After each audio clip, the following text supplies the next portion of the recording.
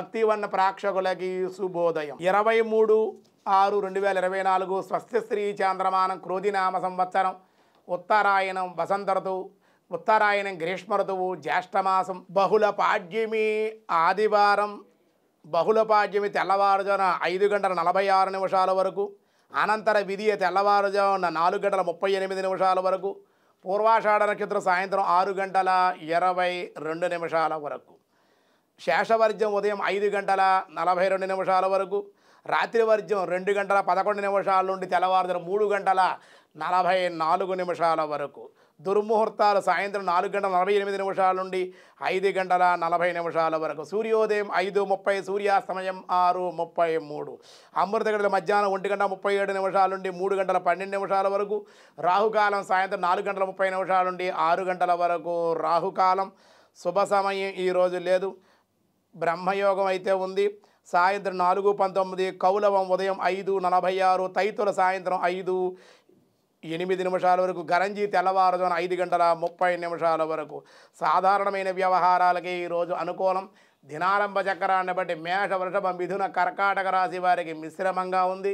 సింహ కన్య తుల వృశ్చిక రాశి వారికి సామాన్యంగానే ఉంది. ధనస్సు మకర కుంభ మీనరాశి వారికి మటుకు అనుకూలంగా ఉంది అని చెప్పడం జరుగుతోంది. ఈరోజు వ్యాసాయ విష్ణు రూపాయ వ్యాసరూపాయ విష్ణవే విష్ణు సహస్రనామంలో 43వ నామం దాత.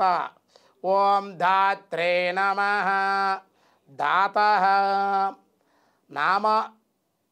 నామస్వరూపాత్మకమైనటువంటి ఈ చరాచర విశ్వమునంతయు కూడా ధరించినటువంటి మహానుభావుడవుట చేత శ్రీహరికి దాత అనే పేరు. ధరించినటువంటి వాడు, అన్నీ ఇచ్చేటువంటి వాడు కాబట్టి దాత అన్నారు. ఇంకా విధాత 44 ఓం విధాత్రే నమః అన్నారు. చక్కని విధానాలను గావించేటువంటి వాడు కనుక ఈ శబ్దానికి విధాత్రే నమః. అంతేకాదు వేదాలయందు చక్కని కర్మ విధానాలను ఏర్పాటు గావించేటువంటి పరమేశ్వరుడే బ్రహ్మే, ఆయనే విధాత అన్నారు. పురుషోత్తముడే కర్మఫలాలను దాతయు అనియు మహేశ్వరుడనియు ఆయనే వేదాలు శాస్త్రాలు నిర్వర్తించువాడు కూడా. శాస్త్ర విధానాలు ధిక్కరించేవారిని దండించేవాడు శ్రీహరియే. ఆయనే భయము చేత సూర్యుడు ప్రకాశిస్తున్నాడు. ఆయన భయము చేత చంద్రుడు భీతి చెందుతూ విరాజిల్లుతూ ఉన్నాడు. చండశాసనుడగు ఈశ్వరుని భయము చేతనే వాయువు వీచుచున్నాడు. అందరూ భయపడరు. దేవుడిని భయం ఉంటేనే భక్తి ఉంటుంది కదా. ఆ భయం వల్లే వీళ్ళందరూ భగవంతుడు ఏం చేస్తారని జాగ్రత్తగా ఉండాలంటే భయం చేత. ఎప్పుడు కూడా భయం ఉండాలి, శ్రద్ధ ఉండాలి, భక్తి ఉండాలి. ఉంటేనే భక్తుడు అవుతాడు వాడు. కాబట్టి అగ్ని ప్రజ్వరిల్లుతున్నాడు. భగవంతుడి యందు భయం ఉందో శ్రద్ధగా ఉండాలి, జాగ్రత్తగా ఉండాలి. ఈ రీతిగా కఠోపనిషత్తులో కూడా మనకి ఈ విధంగానే విధాత అనేటువంటి నామం కూడా ఉంది అని చెప్పారు.